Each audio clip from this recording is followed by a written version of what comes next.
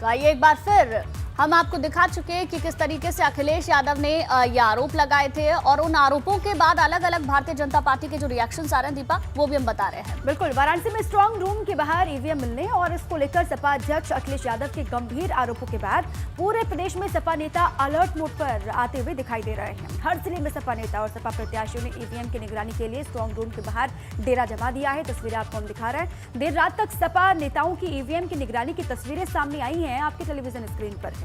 आपके सामने भी कुछ जिलों की तस्वीरें हैं जिनमें सपा नेता ईवीएम मशीनों की निगरानी के लिए स्ट्रांग रूम के बाहर डेरा जमाए हुए नजर आ रहे हैं। गोंडा में तो सपा प्रत्याशी खुद ही ढोल नगाड़ों के साथ ईवीएम की निगरानी करने पहुंच गए थे। देखिए अलग अलग तस्वीरें हैं, गोंडा की, रायबरेली की ये तस्वीरें हैं। इसके अलावा आप देखेंगे बरेली, आगरा और अमेठी, जहां पर जो सपा नेता हैं वो निगरानी करने में जुटे हुए हैं और वो इन तस्वीरों में साफ तौर पर देखा जा सकता है। वहीं रायबरेली में देर रात सपा के कई प्रत्याशी, जिला अध्यक्ष समेत नेताओं का स्ट्रांग रूम के बाहर जमावड़ा लग गया है। पूरी रात सपा नेता ईवीएम की निगरानी के लिए डटे रहे और वाराणसी में मिली ईवीएम को लेकर सवाल भी उठाए। और वाराणसी प्रकरण के बाद अखिलेश यादव ने मतगणना तक सभी जिलों में ईवीएम की निगरानी के लिए प्रभारी नियुक्त कर दिए हैं ताकि ईवीएम से किसी भी तरह की छेड़खानी ना की जा सके। और अखिलेश ने भी कहा था अपनी प्रेस कॉन्फ्रेंस के दरमियान कि जो प्रत्याशी हैं, जो समर्थक हैं, जो कार्यकर्ता हैं, वो जाएं स्ट्रांग रूम के बाहर, वो भी अपनी निगरानी को बढ़ा दें। बीजेपी वाले कुछ भी कर सकते हैं। भारतीय जनता पार्टी के शासनकाल में हमें विश्वास नहीं है कि निष्पक्ष रूप से मतगणना होगी। वो एन केन प्रकार कहीं न कहीं बेईमानी करने की फिराक में है। बनारस में 3 गाड़ियों से ईवीएम मशीनें शिफ्ट की जा रही थी। वो तो वहाँ लोग जान गए, 2 गाड़ियां निकल गईं और एक गाड़ी किसी तरह से वहाँ हमारे वर्करों ने पकड़ा और एक गाड़ी उसको हवा निकाल दिया, नहीं तो वो भी लेके भाग जाता। इसलिए हम लोग चिंतित हैं।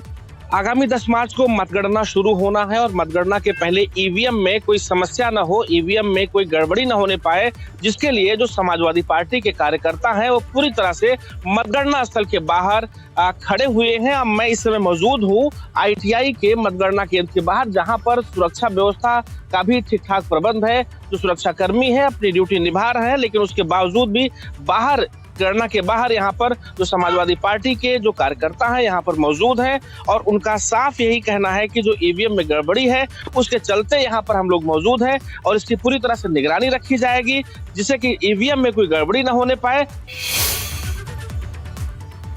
जहां रायबरेली में सपा नेताओं ने पूरी रात जग करके ईवीएम की निगरानी की, तो वहीं गोंडा में भी कुछ ऐसी तस्वीरें देखने को मिली। गोंडा सदर सीट से सपा प्रत्याशी सूरज सिंह देर रात ढोल नगाड़ों के साथ स्ट्रांग रूम के बाहर पहुंच गए और उनके साथ समर्थकों की भी काफी भीड़ मौजूद थी। सपा प्रत्याशी सूरज सिंह ने अपने समर्थकों के साथ मतगणना स्थल के बाहर ढोल मजीरे बजवाते हुए वो नजर आए, जो आप तस्वीरों में भी देख सकते हैं। इस दौरान उन्होंने कहा कि जब तक मतगणना नहीं हो जाती वो लोग स्ट्रांग रूम के बाहर ही डेरा जमाए रहेंगे।